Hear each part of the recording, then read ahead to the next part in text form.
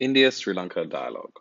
Presentation on Bilateral Energy Cooperation by Niro Cooke in Colombo on the 29th of October 2018.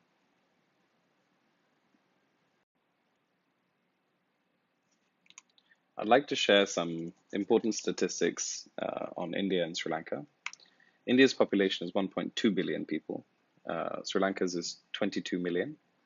The population growth in India is 1.17%, and in Sri Lanka is 0.76%. The urbanized population in India is 34%, and in Sri Lanka is 18.5. Population of the capital, which is Delhi, is 28.5 million people. And the population in Colombo is 703,000. The literacy rate in India is 71.2%, and in Sri Lanka is 92.6. The median age in India is 27.9 years, and the median age in Sri Lanka is 32.8. India's GDP is 2.6 trillion, while Sri Lanka's is 87.5 billion. The GDP per capita in India is $1,939, and the GDP per capita in Sri Lanka is $4,065. Some key energy statistics. India's total installed capacity is 344,000 megawatts. Sri Lanka's total installed capacity is a mere 4,087 megawatts. The energy produced in India is 1.3 trillion, and the energy produced in Sri Lanka is 14.15 billion kilowatt hours. Total electrification, that means the percentage of the population that has electricity connection in India is 79%, and total electrification in Sri Lanka is 99.7%. Population without electricity in India is 237 million people, and the population without electricity in Sri Lanka is 67,000. Electricity exports in India are 5.15 billion kilowatt hours, and we have no electricity exports. Electricity imports are 5.24 billion kilowatt hours in India, and Sri Lanka has no energy imports either. Electricity imports, correction. The consumption per capita is 805 kilowatt hours, and in Sri Lanka is 546 kilowatt hours. I know that when you look at these statistics, it's like trying to compare apples and oranges. You can't really compare India and Sri Lanka, but I strongly believe that there is complementary value. Apples and oranges can complement each other very well. India is massive. It has a large population, large landmass, geographic and social challenges. India's largest power plant, just to put things into perspective, is 4,760 megawatts, while Sri Lanka's total installed capacity, as you saw, was 4,000 megawatts. India is resource rich, has thermals, solar resources, wind resources, and an abundance of waste to energy potential, biomass. Sri Lanka, on the other hand, is a relatively small system, but it's agile. I'd like to think that we have lower bureaucracy, but given the current political situation, I'm not sure if that necessarily applies today. Sri Lanka has no commercially available thermal resources yet, but we have an abundance of renewables, we have a domestic load profile, and we have a free trade agreement with many SAARC countries, including India. To go into a little bit more detail on Sri Lanka's energy picture, I'd like to highlight some key statistics. As I mentioned earlier, we have 4,087 megawatts of installed capacity in Sri Lanka, with a maximum demand of 2,523, which is a peak demand. Sri Lanka's transmission losses are 8.45%, which is very impressive for this part of the world. Average selling price per unit is 16.26 Sri Lankan rupees per kilowatt hour, and the average cost per unit, so the cost of generation is 20.34 Sri Lankan rupees per kilowatt hour. So there's a net loss of about 4 rupees per kilowatt hour. As you can see from the slide shown here. The CEB's total change between 2016 and 2017 has been zero. There's been no new installed capacity by the CEB. The PPP stands for private power producers, and there has been some increase in the production, particularly in mini hydro, which is constantly growing at a steady pace. But that 5.8% only represents a 12 megawatt increase.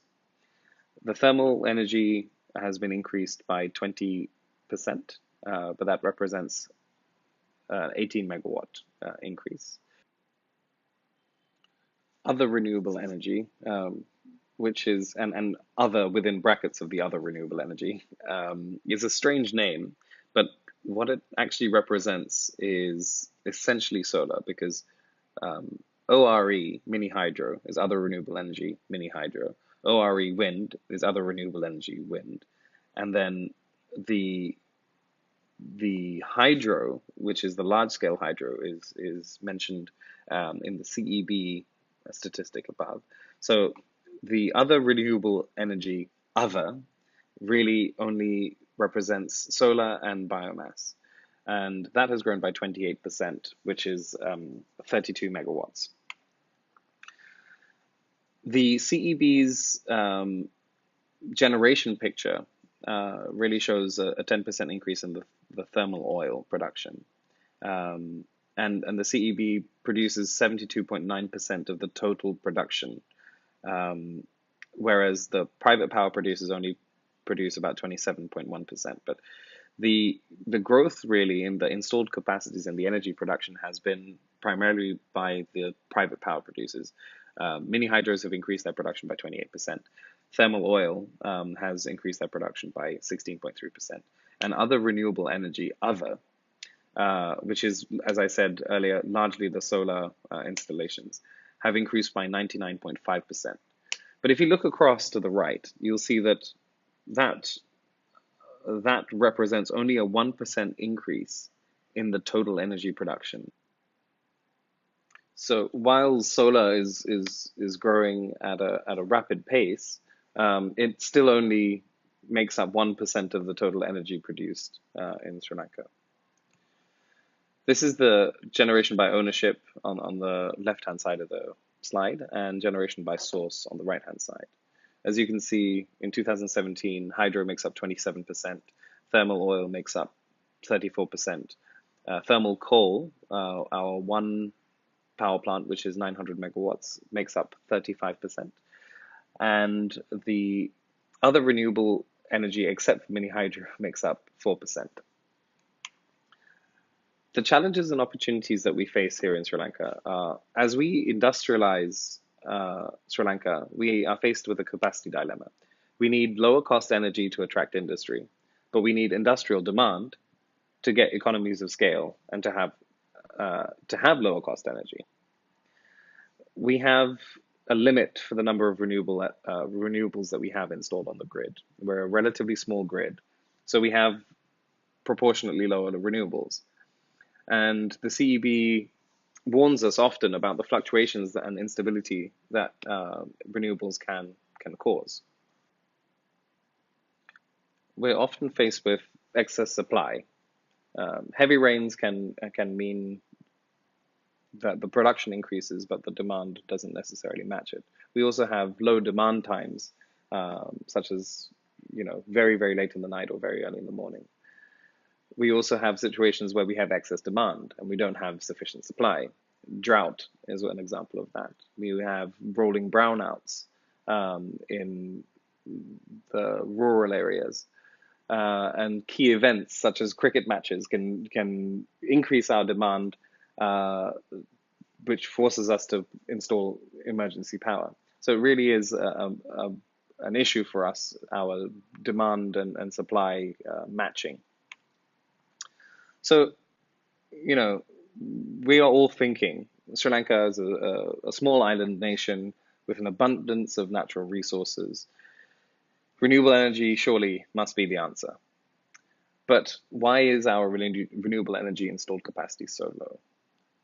You read articles about countries such as Portugal when they reached 100% renewable energy. They end fossil fuel subsidies. Southern California, the communities opt for 100% renewable electricity. Albania, one of the few countries in the world that achieved 100% renewable energy. And then articles about the race to renewables for developing countries. So I thought, which countries actually run on 100% renewable energy? And as I started research, I found that Albania, Bhutan, Ethiopia, Iceland, Lesotho, Nepal, all run on renewable energy. Small, relatively small grids like Lesotho, but also large grids like Norway, which produce 140,000 gigawatt hours a year. So there is both ends of the spectrum can achieve very, very close to 100% renewable energy. But what are the common factors? So I looked at the top three countries, which were Albania, Bhutan, and Ethiopia. And I found that all three of those countries had grid interconnections. Albania is interconnected with Montenegro, Kosovo. They're currently testing with Italy, Macedonia, and then Macedonia is going to be connected to the European synchronous grid. Bhutan has several interconnections with India. Ethiopia is also connected with Djibouti, Sudan, and is the transmission line for the Ethio-Kenyan Tanzanian transmission line is underway. And then I looked at the top 11 countries, and I found that all but two have interconnections with other countries. And then it got me thinking, maybe interconnection is the answer. I looked back again. I looked at the countries that weren't interconnected, and I found that Iceland is not interconnected, but perhaps that's because it's largely geothermal, which can be controlled, and you can match demand with supply on geothermals. Malawi is a relatively small grid, and as I researched more into Malawi, I found that their grid isn't particularly reliable. They're not really meeting their population's actual demands. So it's 100% renewable energy, but they don't have enough electrification. Iceland, on the other hand, has sufficient in fact, excess capacity and could be exporting. And there are some discussions underway about exporting geothermal energy from Iceland to Europe and to the UK.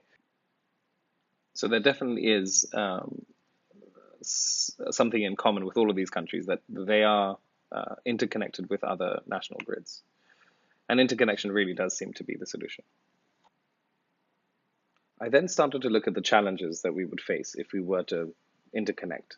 There are obviously political challenges, environmental challenges, social challenges, technological challenges, legal ones, and economic challenges. But I was very confident that environmental challenges could be overcome. While there are environmental limitations, there's certainly plenty of case studies and enough for us to learn from to be able to mitigate the environmental impact. I believe there would be a social benefit to having an interconnection. The technology certainly exists, so there's nothing that needs to be reinvented to be able to have a international electricity connection, even if it's undersea. The legal framework does need to be amended. There are laws in Sri Lanka that would have to be changed to allow the trading of energy between two countries. But the precedent has been set in India already with the interconnections they have with Bhutan, Nepal, and so on and so forth. So I'm confident that the laws and the Energy Act could be amended using precedents that are already set.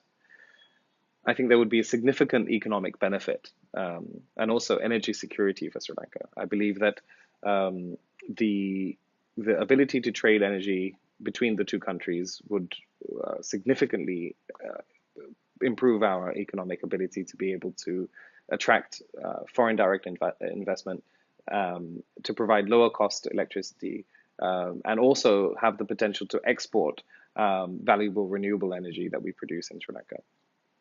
Which brings me back to the one thing that I couldn't really resolve, which was the political implications. The situation in Sri Lanka, as one knows, at this time is unpredictable. The other thing is that the relationship between India and Sri Lanka on the political front is also difficult to predict and perhaps a little difficult to overcome, uh, as the others are much, much easier. So this factor, the political factor, I decide to leave out of the remainder of this presentation because it's something that we are not able to resolve today in this room. So I've actually crossed it off my list. In researching, I found that there have been conversations regarding the interconnection since the 1970s. There was an ex-ante pre-feasibility study conducted in 2002. The review of the pre-feasibility study was done by Power Grid Corporation of India and Nexant in 2006. In December 2006, the bilateral discussions began, and in 2006, December, the Cabinet of Ministers of Sri Lanka approved an in-principle study. In June 2010, a memorandum of understanding on the feasibility study for India-Sri Lanka grid interconnection was signed between the Government of Sri Lanka, the Government of India, the Ceylon Electricity Board, and the Power Grid Corporation of India. And on the 29th of October 2018, I'm still talking to you about the potential for the grid interconnection between India and Sri Lanka. The benefits of this interconnection will provide economies of scale. Sri Lanka will be able to import from India and will be able to scale up our power plants and supply excess to India until the demand increases locally.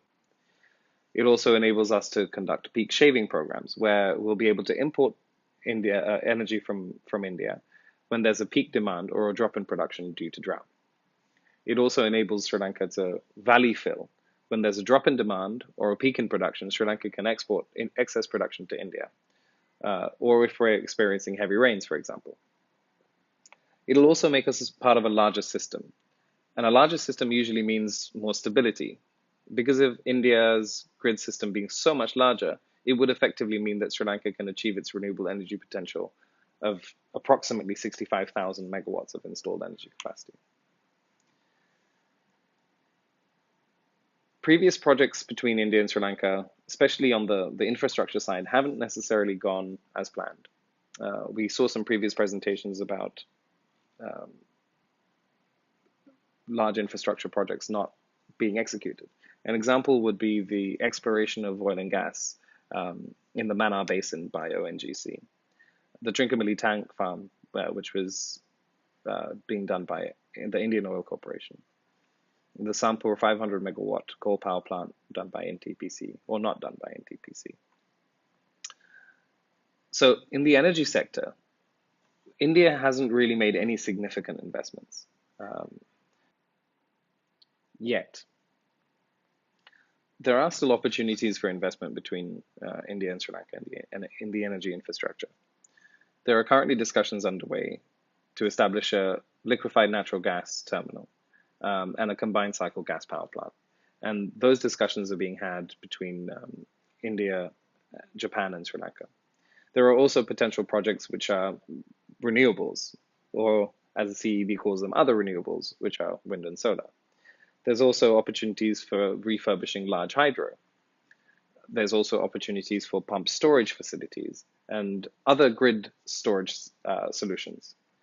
There's also oil and gas exploration. There's the refinery, petroleum and petrochemical storage facilities and terminals.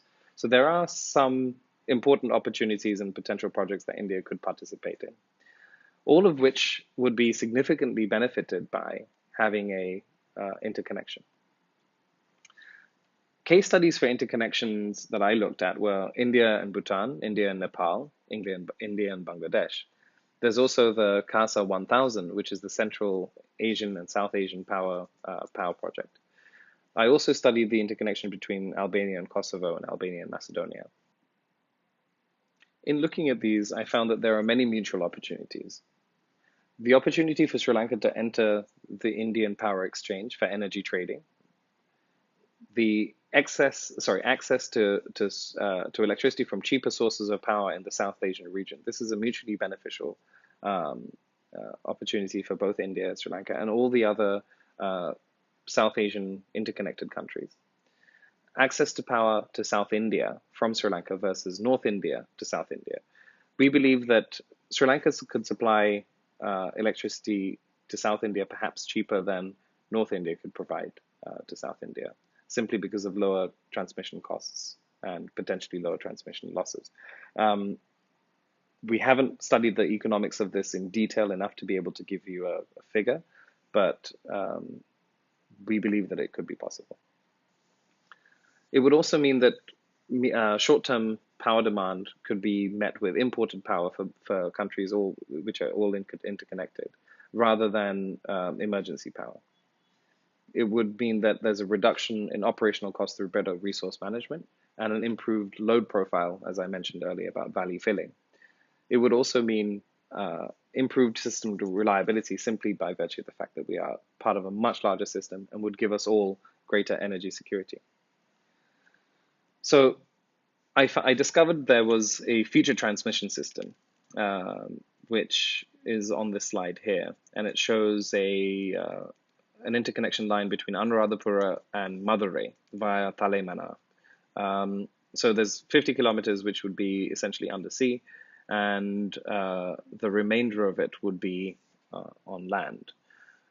I sincerely hope that we have this opportunity to interconnect the two countries, because it would have a significant benefit to both Sri Lanka and India, and would really help Sri Lanka to achieve its renewable energy potential by being part of this much larger grid. So thank you very, very much for listening today, and my QR code is there. You can get my contact information. I look forward to hearing from you.